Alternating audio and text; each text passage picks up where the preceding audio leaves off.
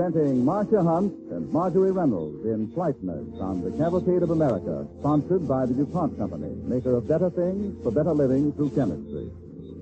Better things that include DuPont nylon, DuPont cellophane, DuPont plastic. Later in this program, we'll bring you the DuPont story of the week about the 101 interesting jobs that coated fabric, products of chemical research, are doing in the war.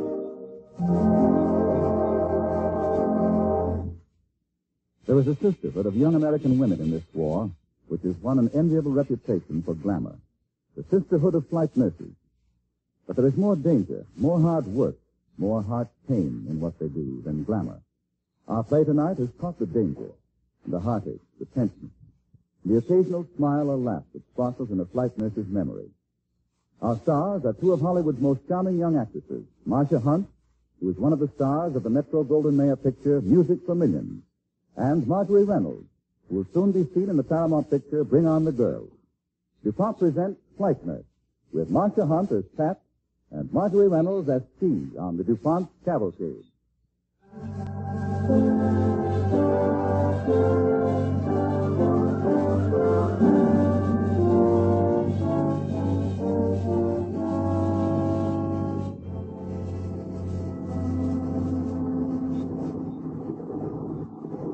On an airstrip near Lingayen Gulf, one of our most costly beachheads in the Philippines, a C-54 transport plane squats heavily, its four motors idling but ready. For the flight crew knows how real is the danger that may bring Jap fighters on a sudden raid over the field. Now, at this moment, a flight surgeon stands with two flight nurses and a medic by a row of 20 stretchers, each laden with its important burden. In each, a wounded American, bound east to base hospital. The surgeon is a very tired major. Which of you is Thompson? I am, sir. And yours, Skidovsky? That's right, sir. Well, I'm sorry if I don't make too much sense. I'm tired. Tired? Who isn't? You'll both have your hands full on this trip. You're for Guam. Guam, yes, sir. At least you won't have to do too much high-altitude stuff. And that's good. There are at least a half a dozen chest, head, and eye cases in this lot. I've seen Miss Haig. It'll require special care. We know our jobs by now, sir. Oh, what's the matter with you? You're pretty edgy, too, aren't you? Well, she's all right, Major. It's just, never mind. It's just that this is her last trip. Oh? She got her application in to go back to regular Army nursing. Skip it. We've got work to do. Where's our medic? Right here, Lieutenant. Sergeant Hunt. Okay, Sergeant. Get your little bearers working. Okay, Lieutenant. Now, that man there, Fleischman, he's a combat fatigue case. Combat fatigue? Yeah. Our instructions were no nervous cases. We'll have our troubles enough. Whose instructions were those? At base hospital in Guam, sir. Oh? Well, that was Guam. This is Lingayen. Fleischman goes.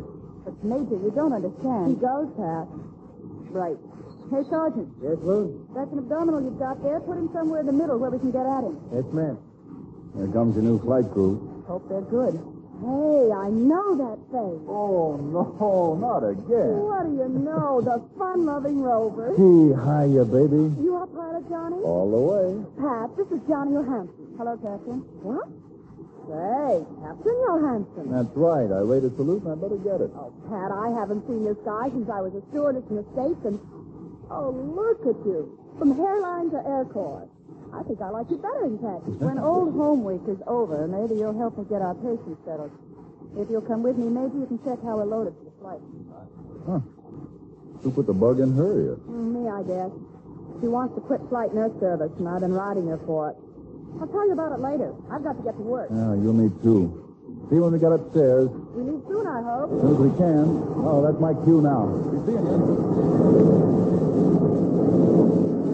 Okay, let's make it snappy. Patients all settled? Yep, get aboard. Well, I'll say goodbye, Thompson. Good luck. Thank you, Major. So long, Skidovsky. Stick with them, Major. Okay, Sergeant. Lock it up. Well, Pat, here we go again. Night. Yes, right here, soldier. Are we flying yet? Not yet, Captain. You see, this is my first time in a plane. You can't tell me anything this big can fly. A little fly, soldier. Take my word for it. Is it a military secret where we're going? Not to you. We're going to Guam, the base hospital. Guam? Is that all? I was there just last November. Well, any law against going there twice? Yeah, but Guam. For my money, it's a sand pile. Strictly a sand pile.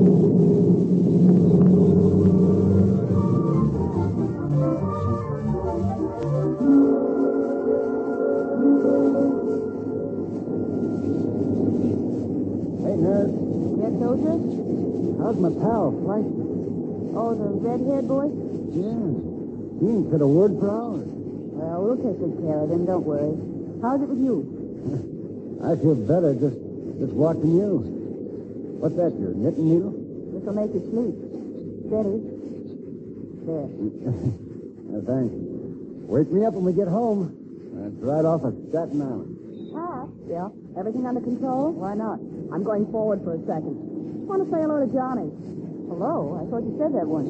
Yes, but you don't know how glad I am to see Johnny. I'll be right back. I hope. There's a lot of work to be done. Hello, Johnny. Oh, hello, Gilligan. Wait, take off these earphones. I can't stay up here long, Johnny. There's some sick kids on this trip.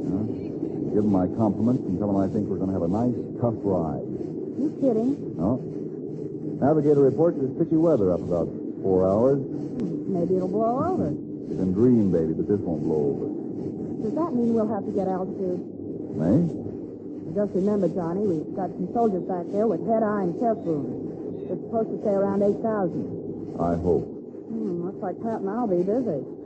Say, what's the matter with your sidekick, anyway? She gave me another one of those off-the-shoulder cracks a few minutes ago. She got a letter from her boyfriend. Oh? You know, one of those, dear Pat, I guess it was all a mistake letters. Oh. Captain, Yeah? what is it, 11 o'clock? Oh. Get back to your patients, Steve. Those are Betty's. Betty, Jack? Yeah. You got a chaplain back there. Tell him to start praying. Oh, I'll be praying myself. So long, Johnny. Pat, over here, what is it? I've got a secret for you. Jap planes. 3 of them. Oh, fine. Have a look at the corporal up front. We had a head wound. He was calling. Right. Hey, nurse. Right here, soldier. I couldn't help hearing what she said about Jap planes. Well, keep it to yourself, Jack. But our Red Cross markings. Not us. This was a war plane going in. We don't raid hospital markings going out. As if that would make any difference anyway. Uh-oh, here they come. Cross your fingers. What can we do? I wouldn't know, soldier. That's his job up front. But take it easy. Hey, nurse. Yes, can I help you? Yeah. About that sand pile. Yes? I take it all back. Sand pile or no sand pile. Right now, I'd settle for anything. I see what you mean. Wow. Yes, I am listening. Wait a minute. Steve, what happened? I don't know. All of a sudden, they're gone. I'll go ask Johnny. I couldn't see. Here he comes now. Hey, Johnny, the Japs, what about them? Where'd they go? Oh, didn't you see? No.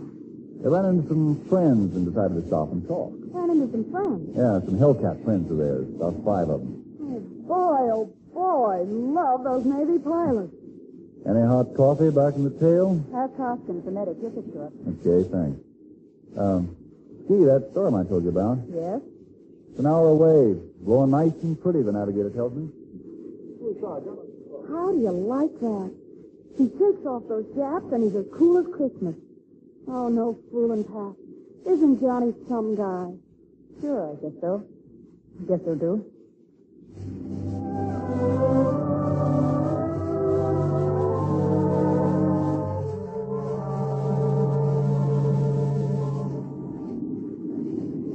Hi, soldier. Huh? I said hi. All right, hi.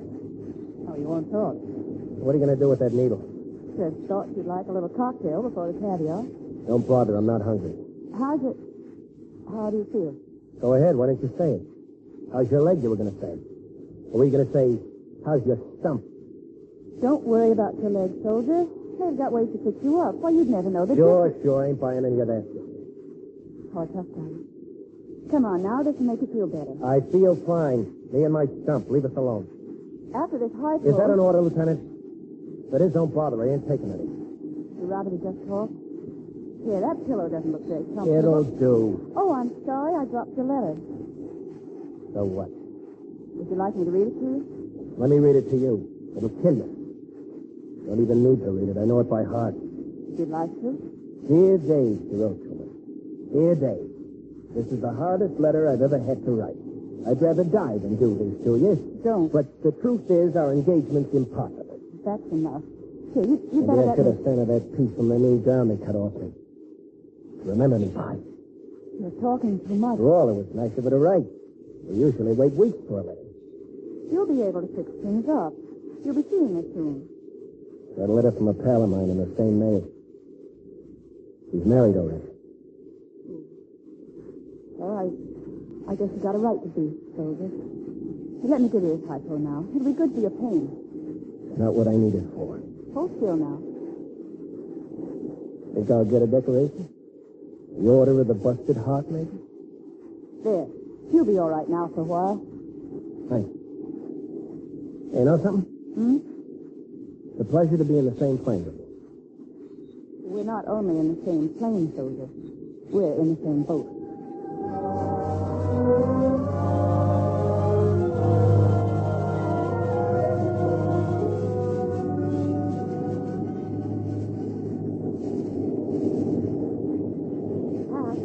Pat, what now? Johnny wants to see you. Captain Hampton. Aren't you company enough for him? Oh, don't be that way, Pat. It's important. Well, what does he want? It's about the weather. Isn't that his job and the navigator's? I've got my hands full back here. You know he wouldn't ask you to come up for nothing. Has he been awfully touchy lately? Not that I don't understand. Let's skip that, do you mind? But you still have a job to do until we land in Guam. Oh, okay. Well, I'll go talk to your Hanson. But keep an eye open. I'll be right back. You want to see me, Captain? Yeah. You know, it's getting heavier every second. Yes, we've got all the patients strapped in. We need to do more than that. It's the real weather we're flying in. If we weren't already 4 hours out, I'd say we should go back. Well, we can't do that. Don't get excited, Lieutenant. We're not going. But we are going to have to climb upstairs, try and get above this thing. Upstairs? How far? We're at 7,800 now. I don't know where the top of this is, but I'd like to try as high as 10,000. You can't. We've got cases back there, chest and I head. know. That's why I'm talking to you. So? So you've got plenty of oxygen containers back there, haven't you? Yes, but even so. And you better get ready to give a lot of plasma to any guys who go into shock when we start going up. Captain, it's too dangerous. Listen, Lieutenant, if we go up, a couple of your patients may have a very tough time. I know that. But if we stay at this level, all of us will conk down. Now, take your choice. And while you're thinking, take a look at that meter. The storm is driving us up right now every minute. Can't you hold it? In a wind like this one, Lieutenant, you're lucky if you can hold onto your hat.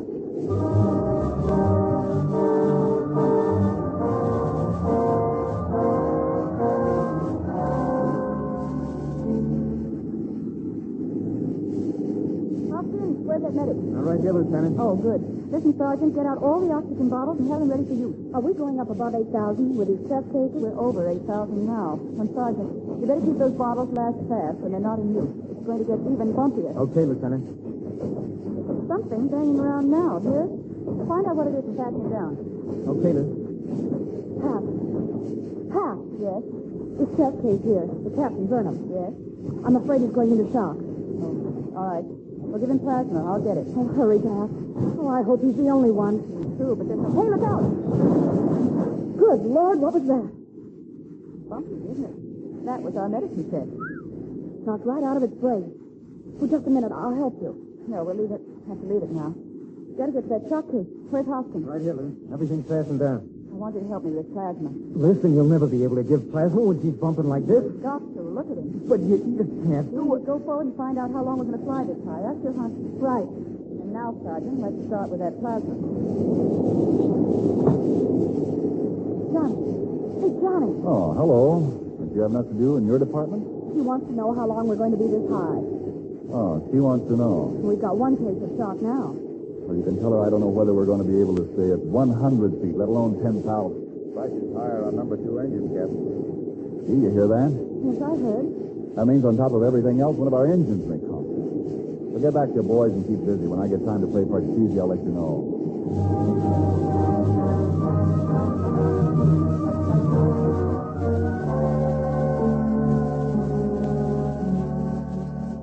You're listening to Marcia Hunt and Marjorie Reynolds in Flight Nurse on the DuPont Cavalcade, sponsored by the DuPont Company of Wilmington, Delaware, maker of better things for better living through chemistry.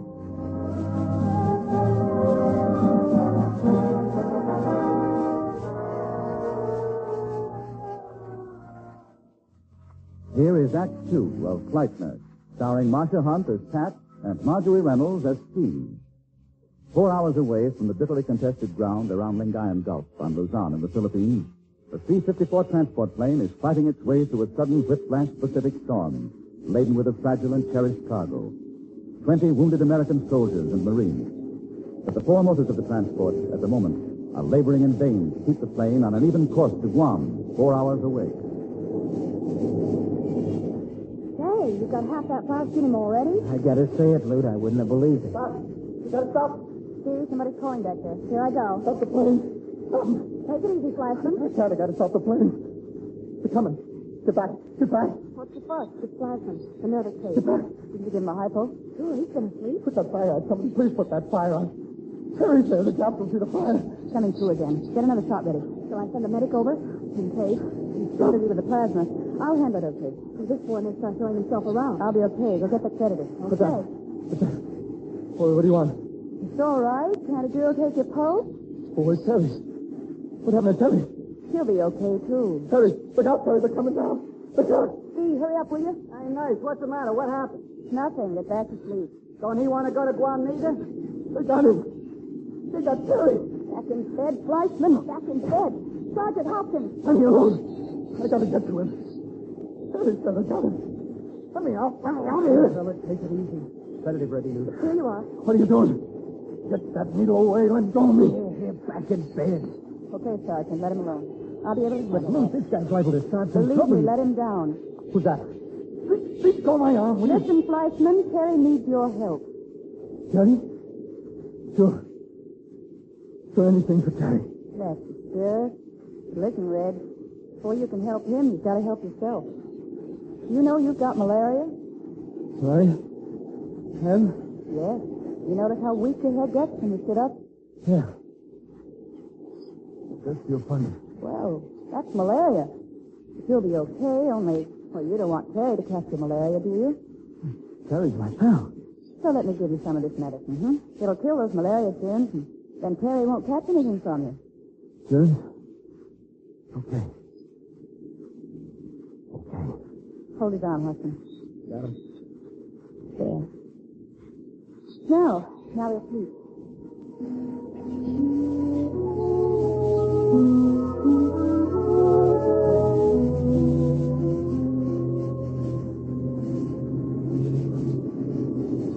I hate to be optimistic, but... No, you're right, Pat. I think it's calming down. I can use some of that. What a time we've had. How long's it been? Oh, less than an hour. Say, I think I'll go up front and see how things are with Johnny. Gee, not again. I'll be right back. Nurse. Lieutenant. You want something? My mouth's awful dry. Oh, all right. I'll give you some water. Cheers. Drink slowly. You've been shaken up a lot, and it might make you sick. Thanks. I guess I was being scared that made me thirsty. Oh. Well, the worst is over now. We'll get to Guam in just a little while, and then all you have to do is rest. But don't you get scared, too? Me? Sure I do. Plenty. All the time when the Japs were coming at us and when the weather was so rugged, I kept watching you. And you were fine. I was busy, that's all. If I had to just lie here like you boys do, I don't know how I'd take it either. And what I mean is, well, ever since I got in the Army, even back home in training, I've been scared. I sure wish I could get over it, but I guess there's something wrong with me. Right now, I'm nervous. You want to know a secret? We're all scared. But how were you in the fighting? Oh, I killed some Japs, all right. Well, that's all that matters, soldier. As long as being afraid doesn't keep you from doing your job. Hey, nice. Uh-oh, my problem child's waking up. Nice. Right here, soldier. All right, no kidding. I know you don't want to go to Guam. Well, I was thinking. It might not be so bad if you're going to be there for a while. Oh, well, don't worry, soldier. You won't be in Guam long enough to think about that. You mean we won't be staying there? Not long. You'll be shipped to the States in a week or two. Well, now that's more like it.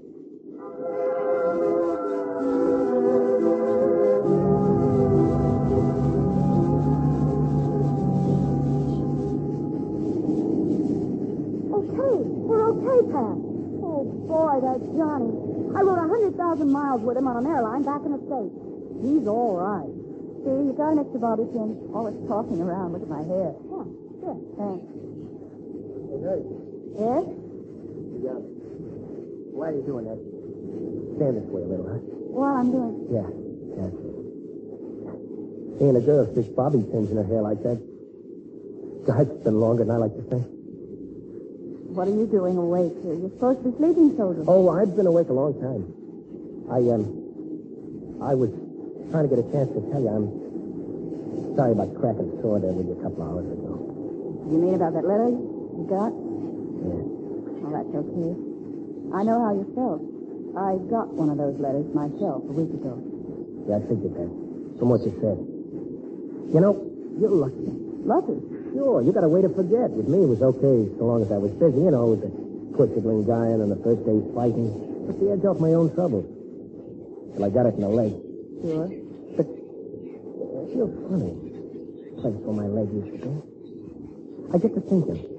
Thinking about her again? I had it all figured out. I was going to go back home and sit in their front yard and then spend the rest of my life feeling sorry for myself. Well, not now, sister. Not now. What made you change your mind? You? Me? I've been laying here watching you. Fleischman, those other guys. You say that guy's lucky. Well, 3 years practice, you could do the same thing yourself. That's why you're lucky. You've had the practice. Now you can do it. You can keep busy all the time right here in these plains. Mm-hmm. And the thing is, you might have let your letter get you down. Going right back to your soft civilian life and done something crazy, like I was doing. What makes you think I wouldn't? Of course, I gotta say, with me, it's a little tougher still. My leg. My ex-leg. But even then, I don't figure you for the kind of girl who would have let that bother. What makes you think it wouldn't? You? The way you've been working? Listen, Lieutenant. You're a lady. Right out of the sky. I'm going to have to change the dressing. See if you can find me a new leg, too, while you're at it. That'll be a little tough these days. Yeah, I know. There's a war on.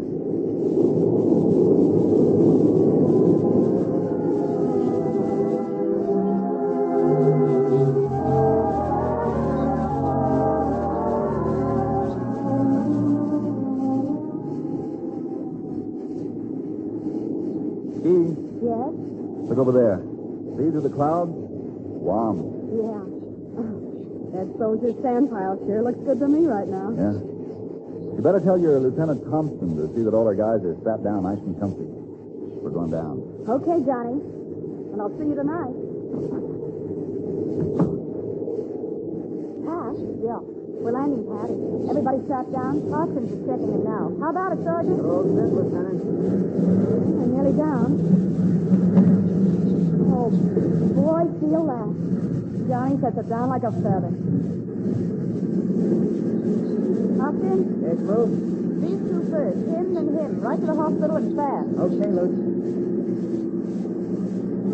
You can open up now. Right. Well, soldier, this is it. What do you say? A sand pile. Strictly a sand pile. Hello there. Anybody home? All present and accounted for, sir. How was the trip? Well, we flew through the air, but I wouldn't say it was with the greatest of ease. There was a little weather, it seems. Well, that's why we told the sergeant to get these 2 cases out to hospital first. They're chest wounds. Right. By the way, which of you 2 nurses is Thompson? Here, sir. Oh, well, I got your orders here to send you on through to Hawaii. You should be able to get a plane within a couple of hours if you want to leave that soon. A couple of hours. After a year of this stuff, I guess you can use a leave. I've only been on 7 months. You see, sir, this is Lieutenant Thompson's last flight with us. He's resigned. Resign? Oh, I must have things mixed up. I never knew you girls did resign. You've got things confused, all right, sir. Well, now, wait, Pat. I know you're tired. We all are, but that's no reason for you to... Sure, I'm tired. Why not? But we've got work to do. What are we waiting for? Well, what about that resignation?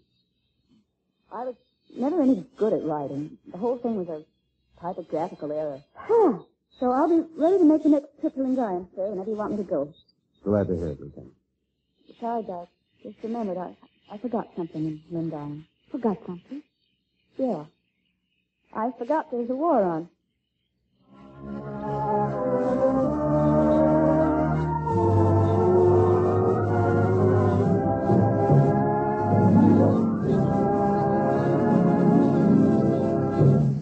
Our thanks to you, Marcia Hunt, and Marjorie Reynolds, and to all the other members of tonight's DuPont Cavalcade.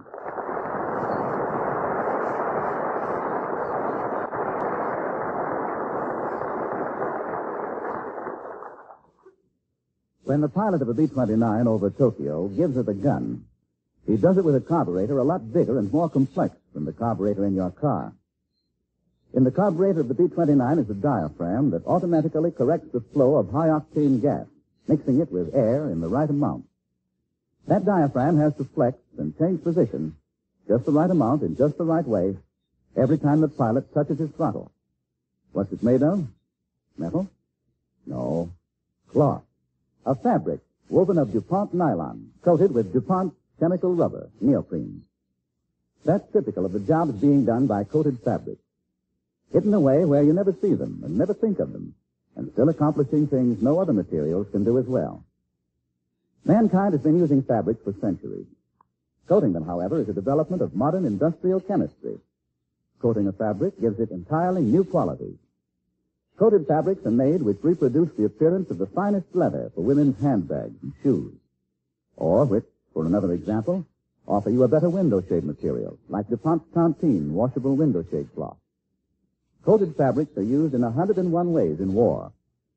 DuPont nylon ponchos, shelter tents, are coated white on one side and green on the other, so they'll be hard to see against snow or against the evergreens of the mountains. There are rainproof, mildew-proof, termite-proof jungle hammocks, and Army and Navy raincoats and all-weather jackets that stand the cold weather of Greenland without cracking and the hot, damp climate of the tropics without getting sticky or gummy. When soldiers ford rivers, they button inflated bladders of coated fabric, like small air cushions, inside their shirts to keep them afloat. Life belts are made of coated fabric. So are life rafts, and the chemical containers that change seawater into fresh drinking water. Scientific research has two aims: to create new things and to improve old things, adding new and valuable qualities to old materials. Here in the development of wartime coated fabric is a double example of what research does. Fabrics are an old friend. Several coatings developed by DuPont were unheard of, simply didn't exist only a few years ago. Add them together, fabric and coating, and you have an illustration of the value of research. DuPont research that brings you year after year an ever-growing list of better things for better living through chemistry.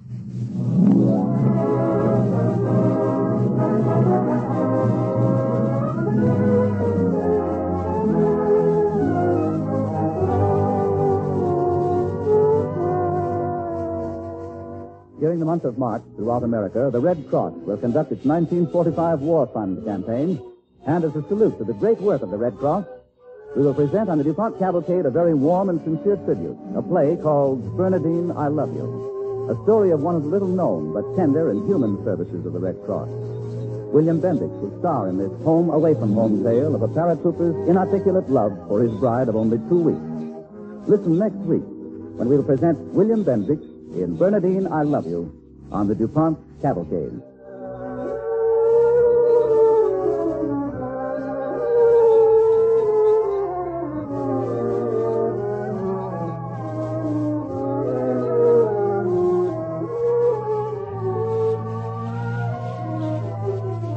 Music on tonight's DuPont Cavalcade was composed and conducted by Robert Armbruster. This evening's play was written by Charles Ravener and Peter Lyon.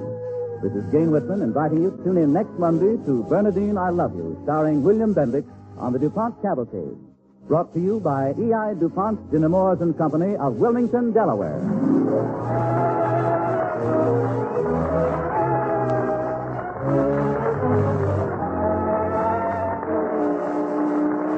This is the National Broadcasting Company.